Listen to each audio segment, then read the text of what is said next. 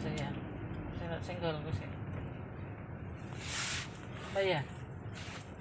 Oke. Kita sekarang memasuki wilayah Kaliurang, Yogyakarta yang sangat terkenal. Wilayah ini wilayah pegunungan yang sejuk dan dingin dan penuh dengan pemandangan bagus, villa-villa. 3 Pak. Berapa orang, Mbak? 3. 3. Baca 10.000 aja, Pak. 10.000. 10.000. Kembali ada Pak. Kembali 10.000. Oke. Matur nuwun Bapak. Oh, Satu, Pak. nggih. Kembalinya, Pak. Bentar saya. Matur nuwun, Pak. Matur nuwun Bapak. Nggih, Pak. Maaf. Nggih, sami-sami. Matur. Nggih.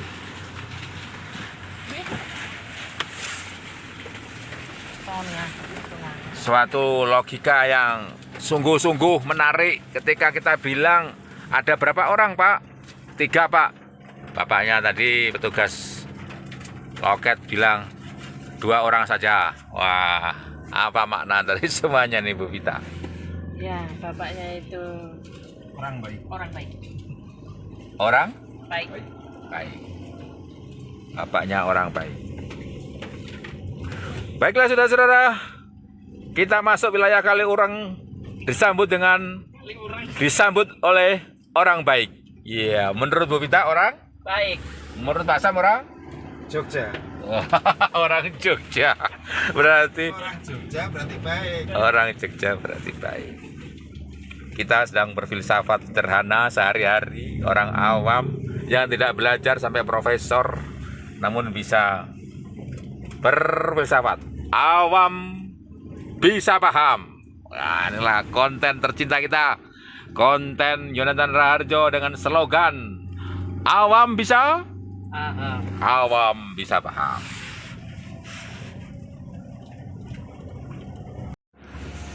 Nah, ini dia sekarang kita di wilayah Kaliurang, Yogyakarta, disambut dengan suatu keramahan orang baik. Dan orang baik itu ternyata orang Jogja. Apakah dengan demikian semua orang Jogja adalah orang baik? Saudara-saudara, suatu lontaran filosofis dinyatakan oleh Pak Sam. Simpulannya orang Jogja orang baik. Dasar dari pertemuan dengan petugas loket Kaliurang. Nah, bagi orang yang memahami tentang filsafat sehari-hari, orang awam bisa paham. Hal itu adalah semacam seloroh atau guru. Karena kita tahu ketika satu orang baik dan orang itu orang Jogja, hal itu tidak berarti semua orang Jogja orang baik. Ya kebetulan kita ketemu dengan orang baik, itu Bapak itu tadi. Mengapa demikian? Ya secara logika, ada orang baik dan orang tidak baik. Tidak peduli itu orang Jogja atau orang Solo atau orang Surabaya, orang Jakarta atau orang Bojonegoro. Semua orang ada baik, ada tidak baik. Ada orang yang baik dan ada yang tidak baik. Juga tentang ini ada 3 makanan berbeda. 1, kue tiaw. Kue tiaw ayam. Ayam. Nasi goreng. Ikan asin. Ikan asin. Dan Nasi goreng telur aja. ikan bakar. Nasi bakar. Walaupun ini nanti disebut sebagai bukan kue tiaw goreng, kue tiaw bukan kue tiaw ayam. Walaupun dia disebut sebagai rujak cingur, ya dia tetap saja dirinya adalah kue tiaw, mengandung kue tiaw, mengandung ayam, dan tidak mengandung unsur-unsur rujak karena memang absolutismenya dia adalah kue tiaw, banyak kue tiaw. Dengan juga Ini demikian nasi juga bakar. dengan kecombrang. Nasi bakar kecombrang, walaupun dia disebut sebagai kopi hangat, kopi panas, tetap dia adalah nasi bakar kecombrang. Karena memang dirinya adalah nasi bakar. Anda sebut sebagai trotoar atau traktor, dia tetap nasi bakar. Demikian juga yang ini. Nah, nasi goreng ikan asin, tetap nasi goreng Rasanya ikan nasi goreng ikan asin. asin. Keluarnya nasi goreng telur. telur. Ya itu tambahan. Tetap saja disebut nasi goreng ikan asin karena di dalam daftar menu disebut nasi goreng ikan asin.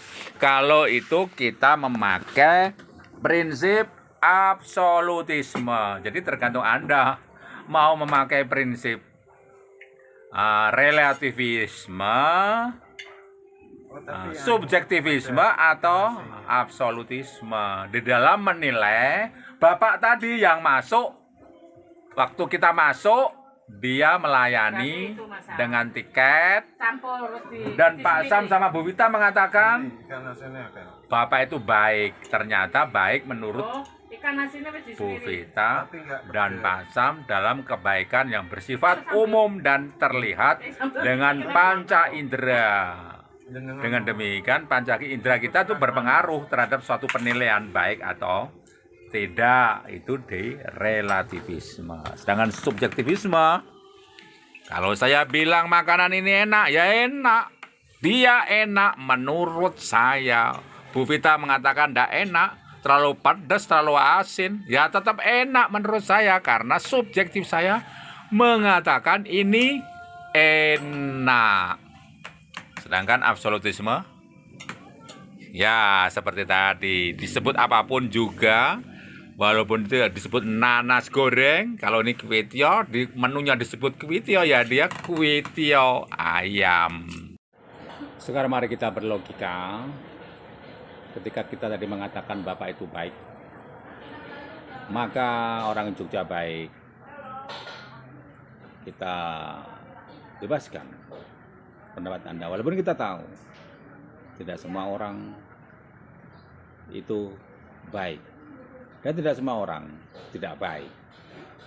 Jadi pasti ada orang baik dan tidak baik. Pertanyaannya, baik itu yang seperti apa? Apakah baik itu orangnya harus suka memberi pada orang, suka beri pujian, apa wajahnya baik, cantik, atau yang dia tidak suka menggosip orang. Nah, kalau baik itu berdasar kriteria-kriteria yang kita buat, maka kita dengan mudah dapat mengatakan orang itu baik atau tidak sesuai dengan kriteria kita. Sedangkan untuk bisa melihat orang itu apakah sesuai dengan kriteria kita atau tidak, maka kita menggunakan panca indera kita. Sementara orang lain juga akan menggunakan kriteria dan panca inderanya sendiri. Maka yang terjadi apa? Ada suatu penggunaan panca indera yang tidak sama atau berbeda antara satu orang dengan orang yang lain. Maka di sini ada yang disebut relativitas kebaikan. Orang yang dikatakan orang tertentu itu baik, belum tentu oleh orang lain dia disebut baik. Nah, di sini kita memakai prinsip relativisme bahwa kebaikan kita itu hanya tergantung dengan panca indera kita yang merabanya. Karena kita sudah punya kriteria dan kita mempunyai panca indera, kita bisa mengidentifikasi berdasar kriteria dan panca indera kita. Jadi tidak sama dengan orang yang lain yang mengatakan demikian. Relatif, kebaikan manusia adalah relatif. sesuai dengan prinsip relativisme. Lantas bedanya dengan kebaikan menurut subjektivitas kita bagaimana? Ya, ketika mengatakan sesuatu itu baik menurut subjektivitas kita, ya berarti kita tidak pakai kriteria yang digunakan oleh orang lain. Kalau di orang lain ada kebaikan menurut prinsip dia, sehingga setiap orang berbeda kebaikannya satu dengan yang lain, maka disebut relatif. Kalau subjektivisme mengatakan kebaikan itu paling benar, orang lain pasti salah. Jadi subjektif, ya. Sebagai subjek kita mengatakan kriterianya ini, maka aku berpendapat demikian sesuai dengan pandanganku, dan pandanganku paling benar. Nah, itu yang disebut dengan subjektivisme. Tergantung subjeknya mengatakan pandangan tentang orang itu baik atau tidak. Orang Jogja itu baik atau tidak tergantung saya, tergantung subjek yang mengatakan. Tidak peduli pada orang lain bilang apa. Kalau menurut saya baik, ya itu baik, dan tidak ada yang bisa membantah kebaikan menurut saya, menurut si subjek. Ini kalau kita menggunakan ukuran subjektivisme. Nah, ada perbedaan antara relativisme, subjektivisme, dan sekarang absolutisme. Bagaimana? Ini kalau si dia mengatakan sesuai dengan dirinya sendiri, bukan menurut orang lain, dan tidak dipengaruhi oleh apapun di luar dia. Jadi biarkan dirinya sendiri yang mengatakan sesuai dengan keberadaannya sendiri. Jadi unsur-unsur orang lain yang menilai berdasar indera dan kriteria mereka serta subjektivitas mereka masing-masing itu tidak berlaku di sini.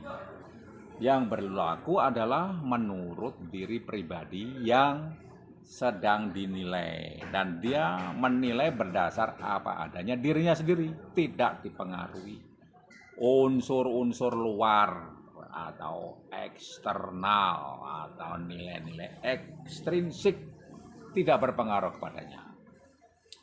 Jadi kalau dia kondisinya demikian sehingga dia mengatakan demikian, ya memang kenyataannya demikian. Di sini seperti kita melihat peribahasa yang terkenal. Apa arti sebuah nama? Mawar warna merah atau warna apapun, atau diberi nama apapun, mawar atau melati atau apa saja, dia tetap mawar dan beraroma harum. Di situ dirinya sendiri yang mengatakan tentang dirinya sendiri, tidak dipengaruhi oleh orang atau nilai-nilai di luar dia. Apa arti sebuah nama? Mawar tetap mawar walaupun dia disebut dengan nama bunga yang lain. Meskipun misalnya disebut bunga bangkai, kalau kondisinya dia itu adalah mempunyai sifat-sifat yang disebut dengan mawar, itu dia tetaplah mawar. Di sini berlaku prinsip absolutisme. Absolut kebenarannya berdasar dirinya sendiri dan apa adanya tanpa pengaruh dari luar. Nah, saudara-saudara, dengan demikian kita sudah berhasil melakukan suatu tugas Hakiki kita sebagai manusia yang berpikir bahwa manusia itu berlogika, berpikir dalam sehari-hari.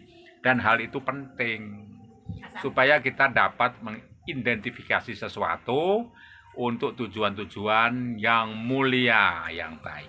Dan seterusnya dapat menjalankan fungsi kita sebaik-baiknya.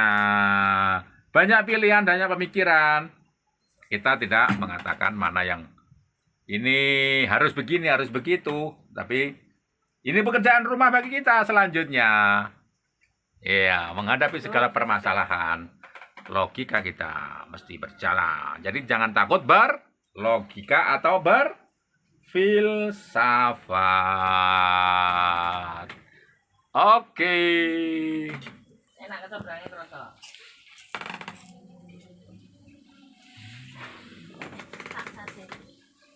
Kanggo bantal ya, Pak?